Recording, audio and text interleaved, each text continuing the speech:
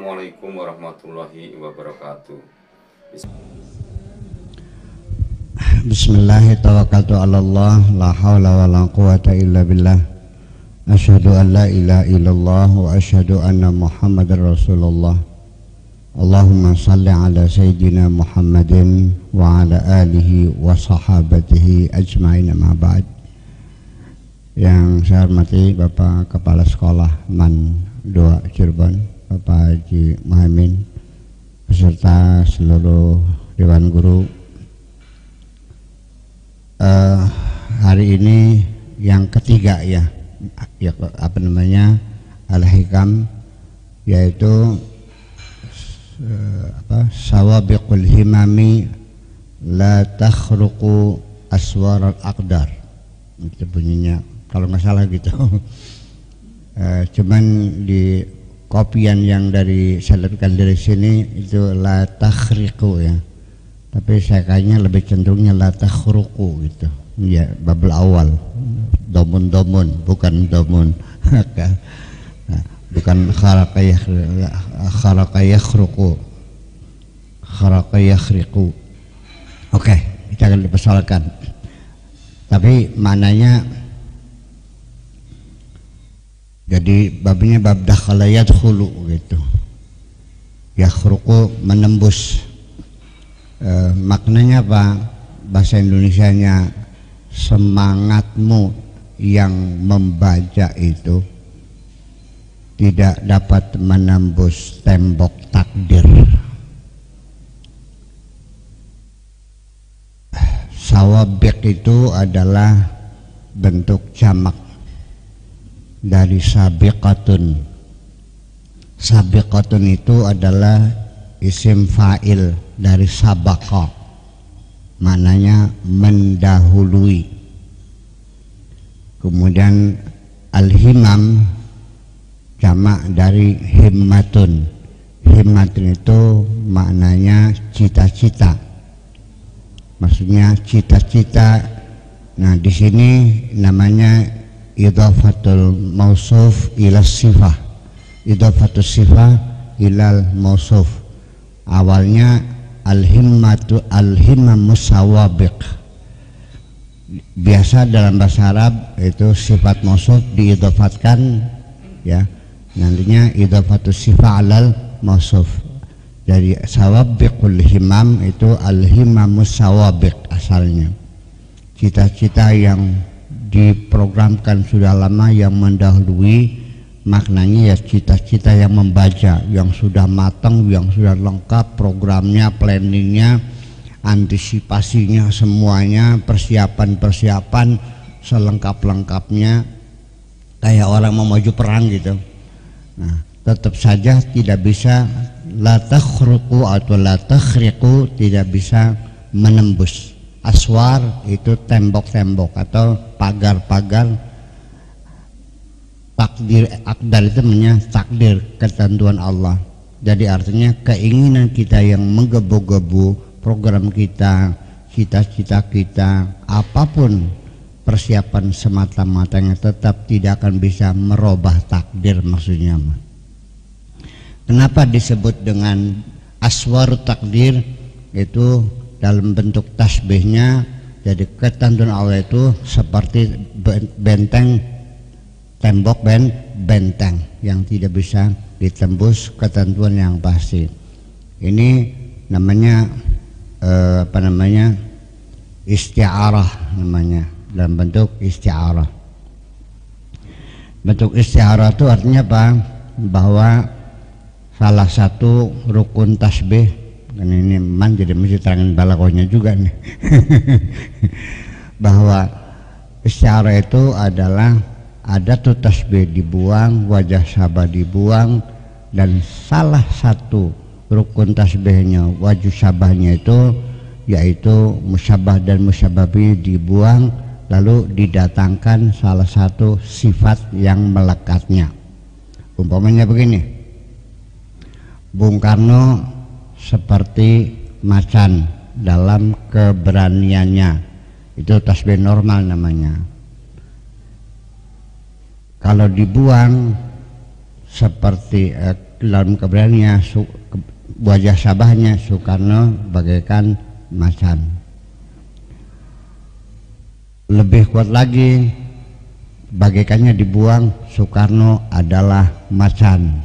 Tuh, menurut lagi, Soekarno dibuang macannya, Soekarno meraung-raung di atas mimbar, sudah tertutup wajah sabahnya. Seperti itulah kira-kira jadi benteng takdir Allah diibaratkan seperti benteng ini. Itu kira-kira pemahaman bahasanya.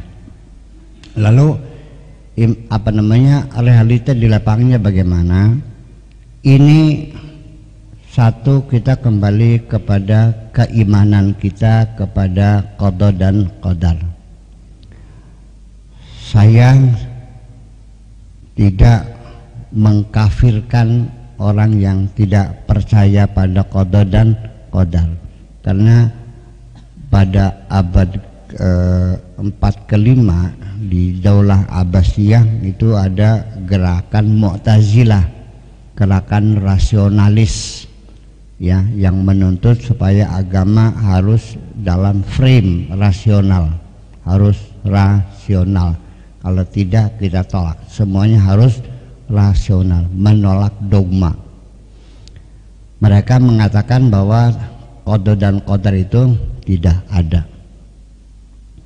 Jadi menurut persepsi mereka, ini sebagai pendahuluan dari mendalami teks imam ini, bahwa menurut mereka kaum Mu'tazilah atau kaum rasionalis, bahwa sangatlah tidak adil kalau Allah menerapkan qada dan qadar. Jadi Allah harus memberikan kebebasan kepada manusia. Ini demokratisasi akidah. Ya, demokratisasi akidah, demokratisasi ketuhanan. Bahwa Tuhan kita tidak adil. Kalau Tuhan telah menentukan nasib kita baik dan buruknya, iman dan kafirnya, soleh dan tolehnya, kaya dan miskinnya, Allah menyuruh kita belajar supaya pintar, Allah menyuruh kita usaha supaya kaya, Allah menyuruh kita beriman, menyuruh kita bertakwa. Tetapi kalau sudah ada ketentuan kita sudah ditentukan kafir oleh Tuhan, maka apalah artinya perintah itu? Ini logikanya kaum Mu'tazilah, logis sekali. Bagaimana kita menyuruh seseorang tapi kita tidak memberikan kebebasan seseorang? Ibaratnya kayak orang diikat tangannya dan diikat kakinya, dilemparkan ke tengah lautan, lalu diperintahkan jangan tenggelam. Masuk akal enggak? Jadi qada dan qadar menurut kaum Mu'tazilah tidak masuk akal, makanya ditolak. Jadi manusia harus diberikan kebebasan sepenuhnya untuk memilih, untuk berbuat dan untuk berupaya. Allah hanya tinggal menonton saja. Kalau bagus dikasih ganjaran, kalau buruk ya dikasih hukuman. Itu pikiran sangat rasional sekali, dan kita orang Indonesia umumnya menolak paham Mu'tazilah itu, karena kita sudah didominasi oleh pikiran-pikirannya Imam Al-Ghazali yang mengharamkan filsafat. Kita menyimpang lebih jauh lagi, tapi nanti kembali sebagai pendahuluan supaya lebih paham. Karena ini kalau tidak kasih pendahuluan menjadi bingung nantinya nih. Jadi semangat membaca tidak bisa menembus tembok takdir.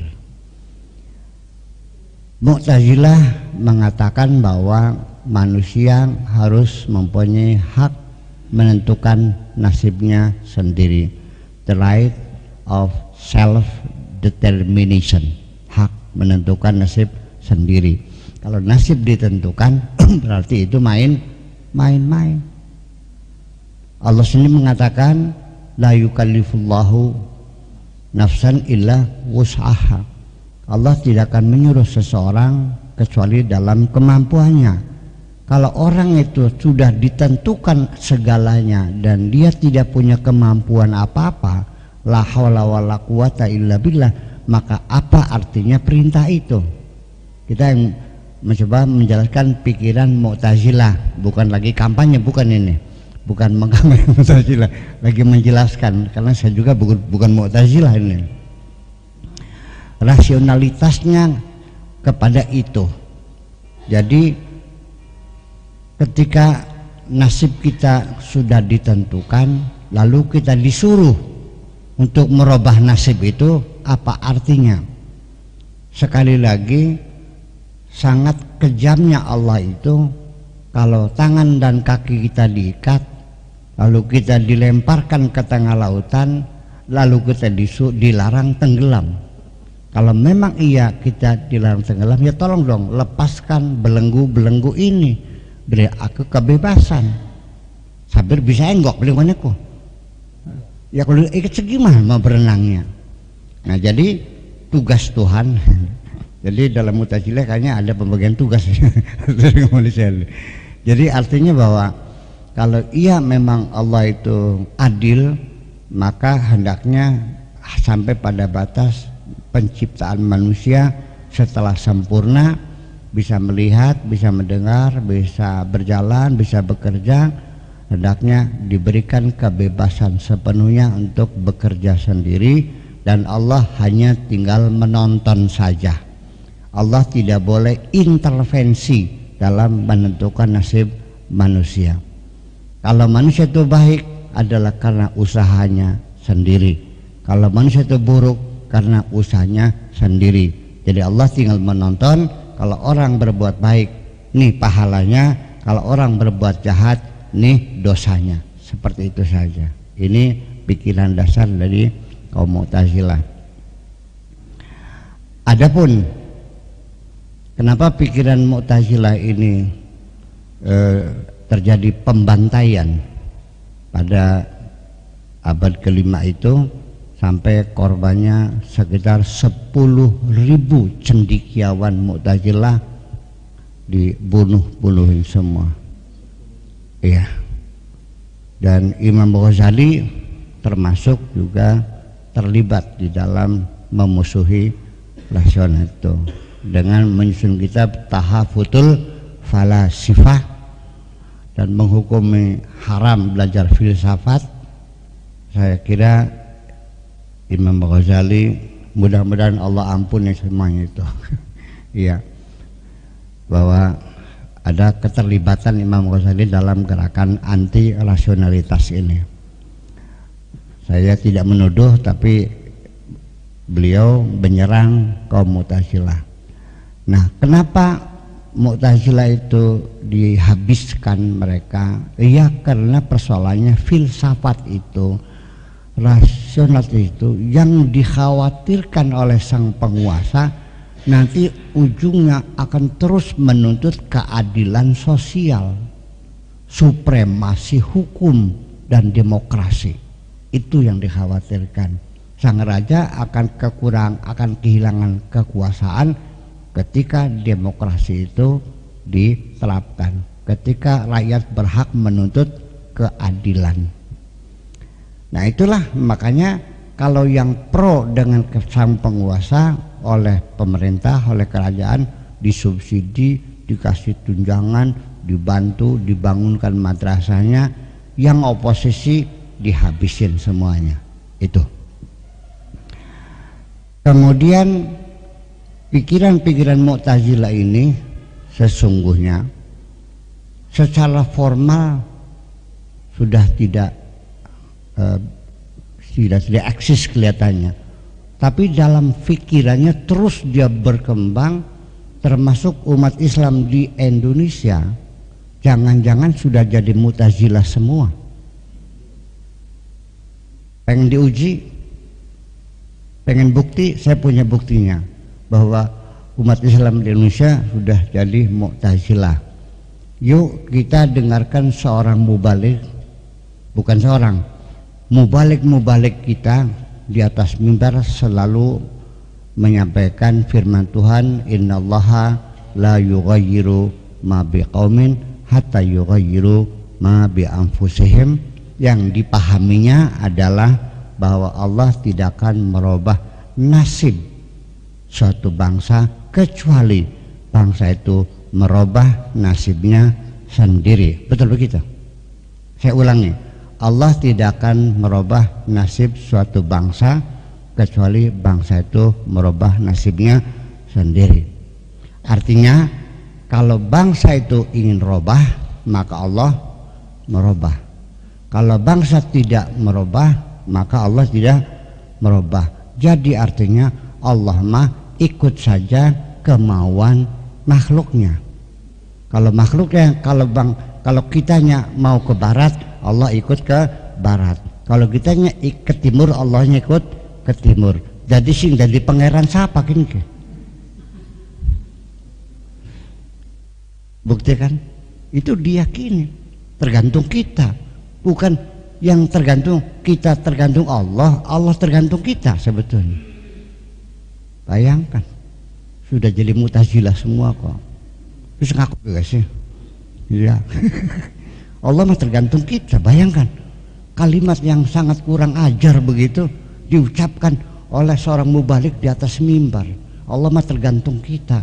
Jadi dikiranya Gusti Allah kok ponakan sing dasek orang kan kono perasaan. Nah ini masalah. Jadi itu teori, semuanya itu teori. Tetapi saya punya realita di lapangan yang berbeda dari teori-teori itu. Lalu yuk kita pertarungkan mana yang lebih kokoh, teori apa realita. Oke, saya buktikan. Allah menentukan, Allah membebaskan semuanya, tidak boleh intervensi. Ya Allah ya Rabbi, ada fakta di lapangan.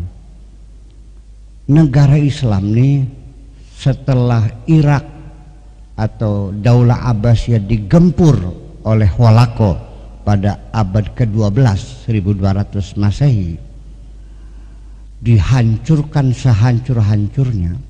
Bahkan Al-Kisah perpustakaan yang begitu mewah dan megah, menyimpan segala macam ilmu pengetahuan pada zamannya, dibuang oleh Holako ke Sungai Dajlah yang konon sampai 3 bulan airnya berwarna biru tinta.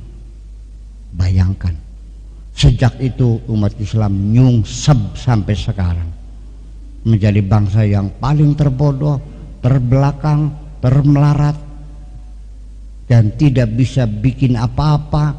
Kita semuanya mengandalkan dunia barat. Bikin silet saja belum mampu negara Islam. Boro-boro pesawat terbang, Garo aja nggak bisa. Nah, ternyata kita perhatikan, supaya jangan dilumatkan umat Islam oleh mereka, Allah intervensi dengan kehebatannya menghidupi umat Islam. Kita lihat petrodolar yang menjadi sumber kehidupan umat Islam dari mulai Maroko, Aljazair, Libya, sampai Tunisia, sampai Syria, sampai Saudi Arabia, Irak, Kuwait, Abu Dhabi, sampai Pakistan. Begitu India lewat, Myanmar lewat, begitu Malaysia ada minyak, Indonesia ada minyak, begitu ke Filipina nggak ada. Apakah ini secara kebetulan petrodolar itu dikeluarkan Allah di negara-negara Islam? Saya kira tidak kebetulan. Setuju nggak kira-kira? Nah, iya dong. Jadi artinya teori Allah tidak boleh intervensi dalam nasib manusia, tetapi nyatanya kita di mana independen kita? Ini realita. Yuk saya bertanya lagi. Saya dilahirkan di Tulung Agung, Kertasmaya. Bukan pilihan saya. Saya ujug-ujug kok. keluarnya di perutnya Ibu Haji Zainab juga bukan pilihan saya. Saya jadi lelaki juga bukan pilihan saya. Saya dijadikan fisik saya, profil saya kecil mungil, little is beautiful.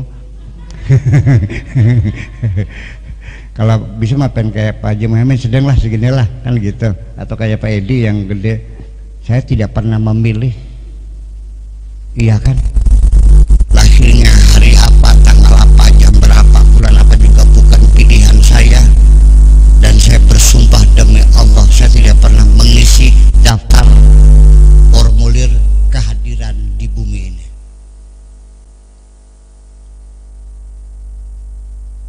Realita nggak nih? Realita. Dan nanti sampai akhir hayat pun saatnya saya kembali. Bagaimana caranya pulang, naik kendaraan apa juga saya tidak boleh memilih. Apakah beli racun, apakah beli tambang, atau masang leher di rel kereta, tidak boleh memilih. Saya harus pasrahkan seluruhnya kepada Allah. Realita. Ibu-ibu mau nggak kalau kematiannya melalui penyakit kanker? Mau. Kalau ketabrak mobil, kalau ketembak, ya mau mati kun marane.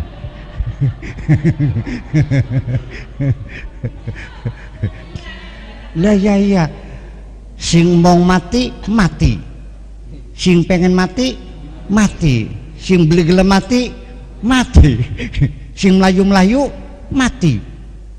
Dan kita tidak boleh memilih naik kendaraan apa. Silakan Allah yang menjemputnya. Ini realita. Sampai nasib perjalanan saya sehari-hari, kumpulnya kita di sini ini membuat saya kenangan saya kembali ke masa lalu. Tahun 58 saya masuk babakan nih, 58. Ibu belum lahir mungkin ya. Belum ya. Iya. Belum ada jalan, belum ada. Ini saya dulu ikut roan nih, gotongin batu dari kali nih, sini. Itu saya juga berjasa nih. Iya, zamannya Pak Hariri dulu tuh. Iya, dulu jalan makam tuh, jalan selapak. Beca aja nggak bisa masuk, jalan kaki semuanya. Dulu. Secara kebetulan kok saya diundang Pak Haji Muhammad untuk ngasih pengajian bulanan, ya kan? Bisa ketemu, saya bisa bernostalgia dan bawakan setiap bulan rutin. Ini semuanya adalah kebetulan semua. Jadi hai Mu'tazilah, teorimu seperti itu, implementasinya, aplikasinya seperti apa? Kita sakit juga datang sendiri, betul nggak? Memang ada orang yang pengen sakit. Kita sudah berusaha, sudah berhati-hati. Saya ini paling berhati-hati naik mobil nih, paling berhati-hati, jarak saya jaga. Tapi kecepatan mah ya balik tanding lah kecepatan mah. Tapi cukup hati-hati saya mah. Dengan hati-hati saya ternyata ditabrak juga dari belakang. Berulang-ulang ini nih. Alasannya, bapak kok remnya pakem banget? Ya kalau nggak pakem nabrak orang. Ya seperti itu. Dalam perjodohan, dalam usaha dan sebagainya. Dan kita seringkali rezeki tinggal sejengkal lagi bisa gagal. Kadang-kadang kita dapat rezeki tidak pernah diduga-duga sama sekali. Iya, jodoh saja. Yang pacaran 7 tahun, kawin 3 bulan cerai lagi. Yang ketemu di kereta api, sekali ketemu langsung kawin, panjang jodoh. Nah, ada lagi yang tidak pernah ketemu. Ibu saya tuh pulang ke rumah, begitu masuk kamar ada lelaki. Dia kan menjerit ketakutan. Kata ibunya, kata nenek saya, ya kan kalakine sirah aja. Oh, jadi sudah dikawinkan. Dulu masih sah gitu tuh. Anak perempuan boleh dipaksa dulu, sekarang mah masuk penjara sekarang mah. Iya. Jadi fikih Islam kita stop demi kemanusiaan. Itu. Ternyata tidak tahu juga, tidak. Yang menjodohkan siapa? Kiai Sanusi sama Kiai Amin, sepuh. Karena ibu saya anaknya orang kaya raya, bapak saya santri yang paling pinter, dengan pengertian bahwa ilmu dan dunia digabung hebat enggak? Ternyata dalam pertarungannya ilmunya kalah. Yang menang dunia akhirnya yang mengatur ibu saya akhirnya. Iya, pelan anak sugih nah, kalau pinter kok. Ya, ini persoalannya. Iya kan, ternyata tanpa pacaran, tanpa dikawinkan juga dipaksa. Dan saya tidak pernah melihat bapak saya mengatakan I love you kok. Nggak pernah panggil sayangku, nggak pernah. Paling emboke bocah. Iya, nanti ke bapaknya sakur kah? Iya, tanpa basa-basi, nggak pernah melihat bapak saya ngelus-ngelus kepalanya, tapi jodohnya panjang sampai akhir kehidupan. Anaknya 8. Lah, ketika bapak saya dan ibu saya sedang mukim di Mekah, dulu mukim, bapak saya meninggal di Mekah sedang mukim, saya di Libya waktu itu. Saya datang akhir bulan puasa, malam Ramadan, ternyata bapak saya sudah meninggal, ibu sendirian, janda. Saya nggak bisa nganter pulang, saya antar sendirian. Ibu saya pulang melambai di airport itu sambil menangis. Janda, masih muda, sawahnya banyak ya, yang lamar banyak, langka bong lanang kayak bapak nirakus entok kabek nih. Iya, kok kesetiaan yang terbangun tuh kenapa? Iya, betul enggak? Yang dulu waktu pacaran rayuan gombal nih, masya Allah, I love you sayangku, kasih kuntut kabeh kan nggak paling emak. Iya, begitu kawin ternyata berselingkuh terus menerus, ya kan? Nah, ini siapa yang ingin punya suami berselingkuh? Saya kira nggak ada. Dan kita pilih jodoh bobot bibit bebet bobot, anaknya kiai pinter ngaji anu ternyata berbeda, berbubut. Ternyata di Indramayu banyak seorang lelaki yang idealis. Saya ingin menyelamatkan kehidupan perempuan dari lembah hitam itu, dikawini bahagia dan setia aja, ya kan? Artinya apa? Ternyata kita tidak tahu tentang perjalanan ini. Itu kan cuk. Jadi yang benar mana nih? Yang satu teori, yang satu realita. Yang benar mana jadi?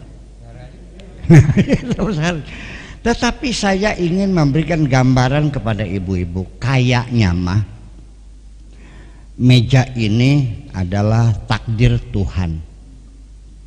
Ada wilayah sedikit kebebasan manusia seluas ini di pojok.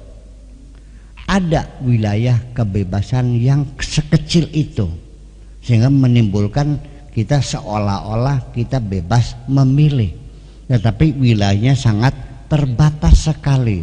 Umpamanya perut saya, tenggorokan saya dahaga, langsung instruksi melalui jaringan saraf ke otak, dan otak meregulasi lalu mengeluarkan instruksi kepada tangan saya, lalu tangan saya menjulur, lalu mengangkat gelas, lalu mulut saya suruh membuka, lalu suruh menghisap. Seperti berarti saya punya keinginan dan saya bisa berbuat. Ini kan otak sadar kita, ya kan gitu. Kita pengen tidur, kita pengen ini. Tetapi ternyata apa yang kita anggap kita bisa itu, ada orang dulu ngancam saya mau gebugin saya, tiba-tiba kena stroke. Mau mukulin saya, tiba-tiba kena stroke. Saya datang, Pak silahkan, katanya bapak memukul saya. Beli bisa aja. Kenapa sih stroke? Dulu sih ngancam saja, ya dulu mah bisa katanya. Dulunya bisa, pengen mukulin saya. Sekarang setelah kena stroke, bisa mukul saya enggak? Bisa menggerakkan tangannya enggak? Kenapa enggak bisa? Kata aja bisa. Ya itu mah dulu. Jadi yang aslinya kita ini bisa atau tidak bisa aslinya. Itulah makanya standar awal dalam akidah kita, standar awalnya la haula wala quwata illa billah. Kita tidak punya kekuatan apapun, kita tidak punya daya apapun, semuanya itu atas kehendak Allah. Nah, jadi wilayah kecil yang kita rasakan sebagai kebebasan memilih ini sama dengan seorang masinis kereta listrik. Diperintahkan dari sentral naikkan kecepatan 120 km kira-kira sampai Gambir jam 12. Oke bos, injok bus lari. Perintah lagi, turunkan kecepatan karena pintu jalan penutup belum belum disiapkan. Turunkan 80 km jam. Oke bos, direm. Selama ini masinis itu meyakini saya bisa mempercepat laju kereta dan saya bisa memperlambat laju kereta menurut dia. Tetapi ketika listriknya mati bisa dicepat-cepat. Di situ persoalannya. Jadi kita tetap dalam kemampuan kita dan ketidakmampuan kita, semuanya tergantung arus listriknya ada atau tidak. Jadi tetap yang menentukan adalah Allah juga. Ini yang saya maksudkan, sehingga kita kembali kepada sawabiqul himam la takhriqu aswarul aqdar, bahwa semangat yang menggebu-gebu sekuat apapun tidak akan bisa menembus benteng takdir itu. Di penghujungnya saya ingin mengatakan, silakan saja kita punya cita-cita, kita membuat rencana, kita membuat program, di-manage semuanya. Kita dari titik A menuju titik B. Dalam perjalanan ada titik-titik B, C, D, E, F dan sebagainya. A, antisipasi, prediksi, kesulitan apa yang muncul. Antisipasinya begini, kalau muncul begini, antisipasinya begini, kalau muncul begini, antisipasinya begini. Seperti orang Inggris kalau menurut begitu caranya. Jadi kemungkinan gagalnya adalah kecil sekali. Tetapi kita orang Islam hendaknya jangan mengandalkan logika kita saja, karena realitanya keinginan kita yang terjadi seperti apa, kita keluar dari mana, yang menentukan siapa. Makanya Allah menentukan wa idza azamta fatawakkal 'alallah. Kalau sudah azam, sudah rampung semuanya program itu, begitu kita akan masuk pelaksanaan, serahkan kepada Allah.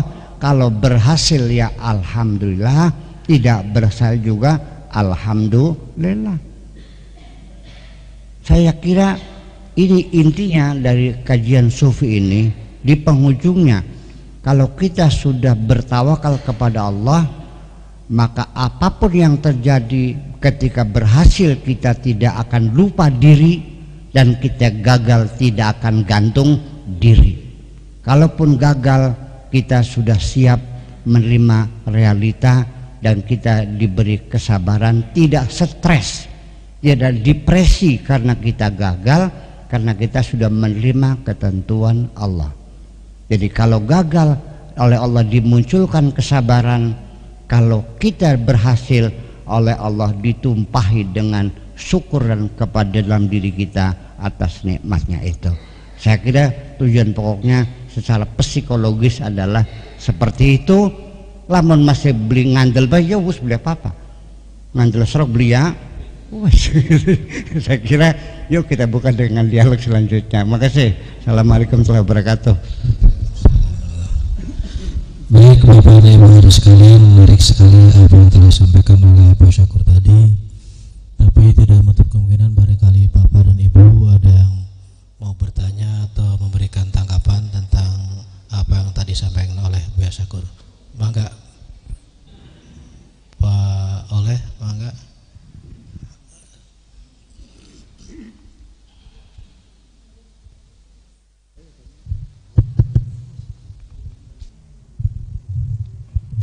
Assalamualaikum warahmatullahi wabarakatuh. Al-Mukarram yang saya hormati, setelah memahami tadi Anda teori dan praktek tentang takdir dan kenyataan, kembali saya mohon penjelasan ke Buya tentang pemahaman ayat innallaha la yughayyiru ma, itu sebenarnya bagaimana pasnya. Terima kasih. Jadi kalau saya yang menerjemahkan, begini bunyinya, innallaha satuhuna Gusti Allah iku la yughayyiru, orang ngrubah sapa Allah ma ing sewiji-wiji biqaumin kang ana ing dalam kaum. Ya, Allah tidak akan merubah sesuatu yang ada pada suatu bangsa hatta yughayyiru, sekalipun mereka ingin merubahnya. Kalau Allah tidak akan merubah apapun yang ada ketentuan pada suatu bangsa, sekalipun bangsa itu ingin merubahnya. Sekarang pada pribadi, seseorang, Allah tidak akan merubah nasib seseorang. Sekalipun orang itu bersungguh-sungguh ingin merubahnya. Allah sudah menentukan orang itu harus mati dan dia ingin sembuh. Kebetulan dia miliarder, konglomerat, dokter sealam dunia dihadirkan semuanya, tidak bisa menyelamatkan nyawanya, tetap kudu mati. Itu maksud saya. Jadi di sini menjadi masalahnya mereka menerjemahkan ini depag itu menerjemahkan hatta, kecuali, perlu dipertanyakan dari mana hatta, mananya kecuali ini, dan itu dibiarkan sejak bertahun-tahun sampai sekarang, dan saya sudah usul berulang-ulang terjemahan depag direvisi ulang. Sudah bilang berkali-kali sampai hampir bosan, tapi saya tidak akan pernah bosan. Diperbaiki lagi. Karena dulu yang menerjemahkan itu 11 profesor, tapi semuanya ahli hukum Islam semua, fuqaha semua. Tidak ada antropolognya, psikolognya, pedagogiknya, kosmologinya, astronominya, psikologinya, enggak ada. Menerjemahkan Al-Quran yang begitu besar, ke depan terjemahkan tim besar, bikin 1000 orang panitianya dari berbagai macam disiplin ilmu. Sebetulnya dulu Pak Munawir Syadali secara lisan sudah setuju akan direvisikan, tapi ketika tidak dilaksanakan lama, saya tanyakan alasannya nggak ada dana. Itu aja. Makanya sekarang yuk bareng-bareng kita menuntut Kementerian Agama untuk merevisi terjemahan resmi itu. Dari mulai Bismillah sudah terjemahannya tidak tepat, dengan nama Allah. Ya, atas nama Allah dong, nggak ada dengan siapa? Dalam bahasa Indonesia ada dengan nama, nggak ada. Aturannya adanya atas nama. Saya sering ceramah mewakili tuan rumah karena suaranya lagi serak. Ya, tolong pakai sambutan atas nama Tuhan, tolong pakai sambutan dengan nama tuan rumah kita atau atas nama tuan rumah. Maka saya pun mengatakan saya atas nama tuan rumah menyampaikan terima kasih memenuhi undangan kami, dan saya juga atas nama tuan rumah mohon maaf apabila hidangannya kurang sedap, kan gitu. Yang berterima kasih siapa? Bukan saya, bukan. Nah, begitu kita mengatakan Bismillah itu atas nama Allah, bahwa kita betul-betul diperintah oleh Allah, itulah makna ibadahnya. Bukan dengan, kalau dengan bisa bersama-sama dengan Allah nantinya. Jadi minum Bismillahirrahmanirrahim. Jadi Gusalor nginung kita sering dengan mana. Nah itu, jadi hatta ini, dan memang kalimat hatta ini sangat sulit sekali. Hatta ini berbelit sekali, sehingga di Mesir ada seorang mengambil program doktor di bidang bahasa Arab. Dia menggali makna hatta dan dia berhasil mendapat gelar doktor karena dia mampu menguraikan makna hatta sampai terkenal dokter hatta. Ya, Bung Hatta tuh itu niru nama orang Mesir yang dulu namanya Abdullah, namun karena disertasinya tentang hatta jadi dokter hatta. Nah itu, jadi yang lebih tepat bukan kecuali tapi sekalipun. Nah jadi yang bisa merubah takdir yang punya takdir dong, bukan kita. Maka kalau kita ingin merubah takdir bukan dengan bekerja keras merubahnya, kita makhluk. Yang bisa merubah adalah Khalik. Gimana caranya? Ya bikin proposal gitu aja. Terima kasih. Gimana boleh? Oke, dari bapak-bapak yang lain barangkali masih ada. Atau masih ada, Pak Oleh? Kalau boleh sekali lagi ya, Pak. Ini sekarang ini kelihatannya sedikit-sedikit orang menyebutkan musyrik tentang perbuatan. Nah, saya ingin pesan ke Buya ini, bagaimana antara musyrik dengan tauhid ini, batasnya ini, sehingga orang tidak mudah mengatakan misalnya ziarah kubur musyrik, berpakaian megah untuk dipuji juga musyrik dan sebagainya. Sekali lagi terima kasih. Maksudnya kalau musyrik itu konsekuensinya apa? Konsekuensi dari kemusyrikan itu, seseorang melakukan kemusyrikan kan ada konsekuensinya. Apa konsekuensi yang ditakutinya tuh? Orang makan di jalanan, ya makan jajan aja, ciki-cikian yang ada boraknya, yang pakai formalin, ya kan? Tidak mau makan yang saya di rumah. Dilarang, nah jangan makan makanan pasar begitu, ya kan? Dia maksa makan, kan? Apa konsekuensinya makanan-makanan yang banyak formalinnya? Apa konsekuensinya? Nggak kena penyakit. Kalau orang itu musyrik, apa konsekuensinya?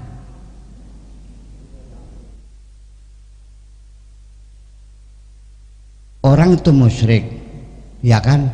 Lalu apa konsekuensinya dari kemusyrikan ini? Apa akibatnya gitu, konsekuensi itu? Masuk surga? Atau rezekinya banyak gitu? Apa konsekuensinya? Menyekutukan Allah. Ya, setelah dia menyekutukan Allah, apa konsekuensinya? Nah itu kan jadi persoalan. Nah ini sesungguhnya yang saya maksudkan, bahwa kemusyrikan itu lebih banyak yang tidak kelihatan, yang tidak disadari, yang tidak dirasakan, yang tidak diketahui, yang tidak dipelajari. Kemusyrikan yang tersembunyi itu jauh lebih banyak dari kemusyrikan yang kelihatan.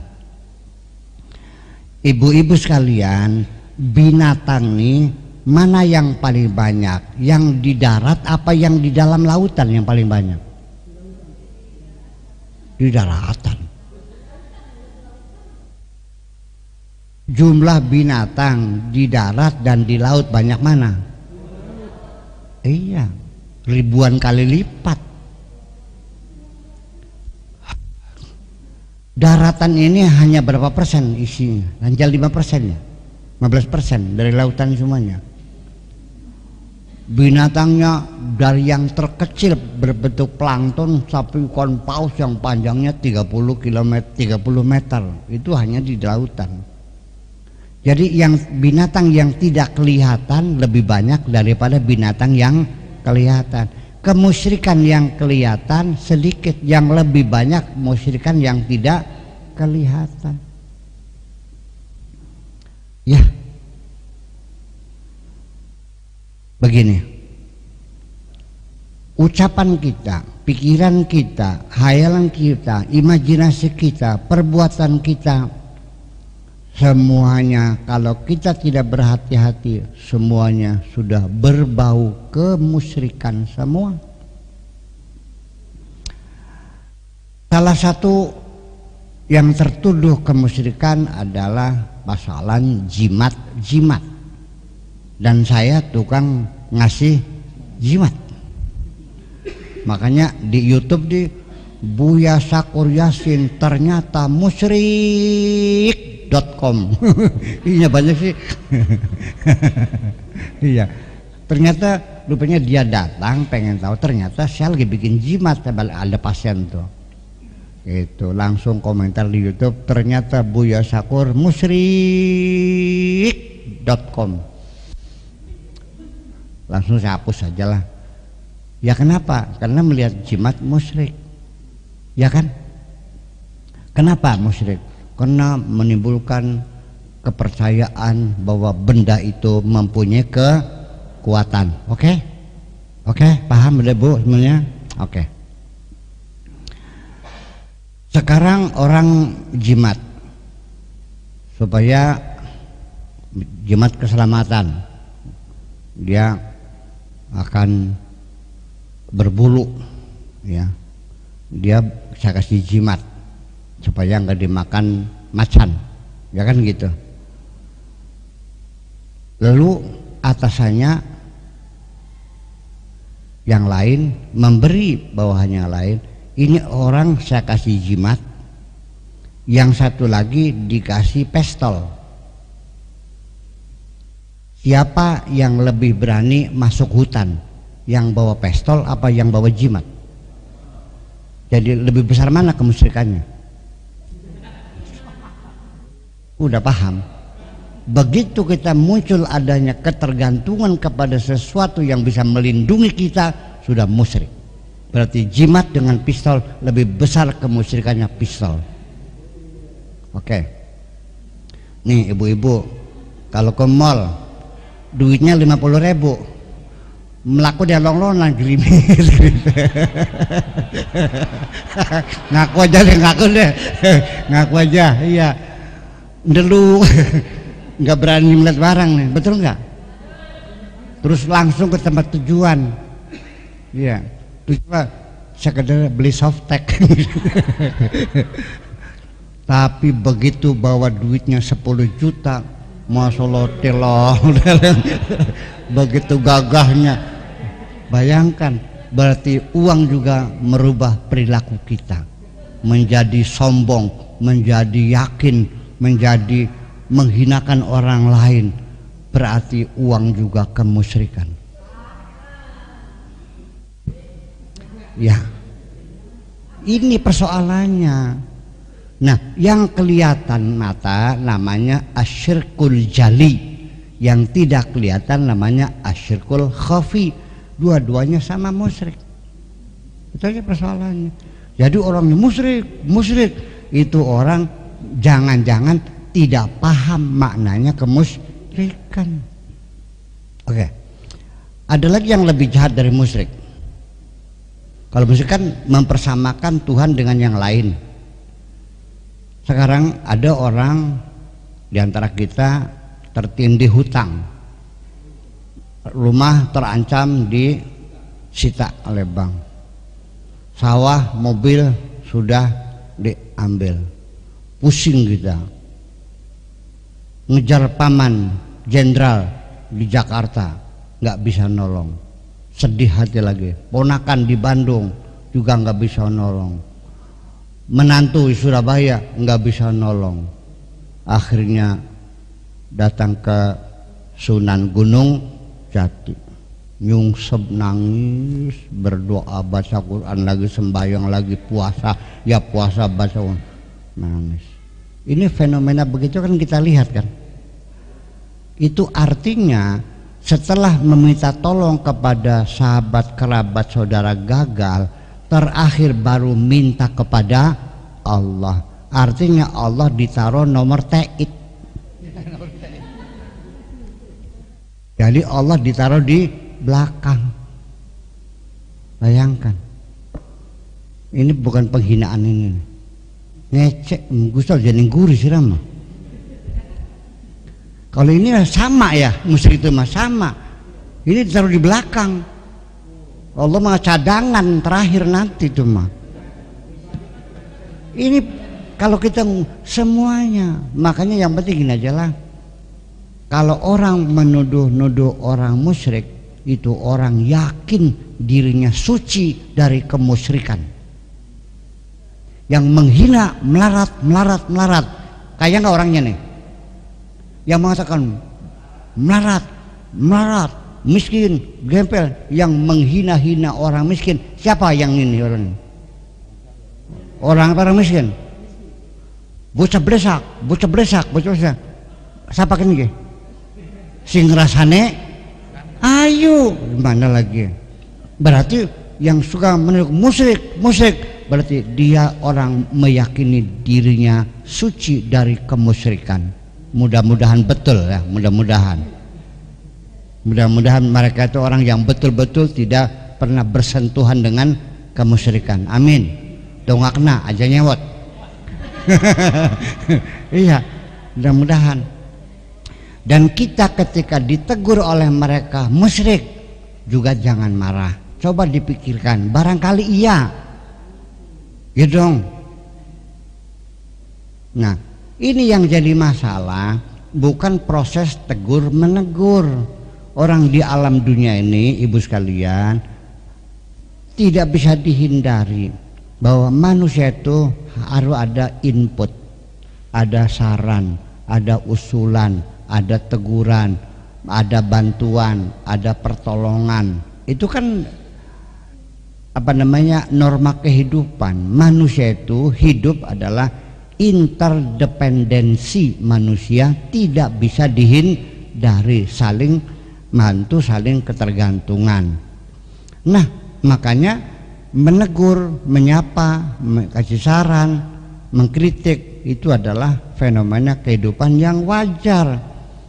Cuman masalahnya, salahnya ini karena tidak dikemas dengan tata krama dan etika yang benar. Itu aja persoalannya. Bapak kepala di bibirnya anak upak. Upakku bahasa Indonesia apa upakku? Ya tujuh, lasima banyak kalau pakai sija parane. Langka ya. Yuk, sebutir nasi lah. Yang masih hebat bahasa Indonesia nok. Ada sebutir nasi di pipinya. Saya terdorong untuk menegur dong, ya kan? Tapi kan caranya kan sopan. Pak Haji Muhammad punten balik bisik-bisik niki wonten upane. Kan gitu. Oh, nggih, suwun. Ya kan begitu. Betul nggak? Saya suatu ketika melihat Pak Haji Edi sletingnya terbuka. Aduh. Langsung saya bisikan Pak Edi, tolong dong, apa? Itu sletingnya. Oh iya, nuhun pakai nuhun. Kan begitu. Ini ada orang menegur orang nggak pakai etika. Itu sletingnya terbuka, segera tutup. Itu haram, memperlihatkan aurat kepada orang, kurang ajar kamu, tutup gitu. Menegur cara begitu. Ya ini persoalannya pakai etika. Jadi kalau mereka menegur itu dengan baik, Pak punten, saya melihat Bapak kok bikin jimat. Iya, terus apakah itu tidak musyrik? Dengan dialog dulu dong, ya pantas. Ya kan gitu. Ini kok mau teng-teng tolak kok kafir, musyrik, neraka.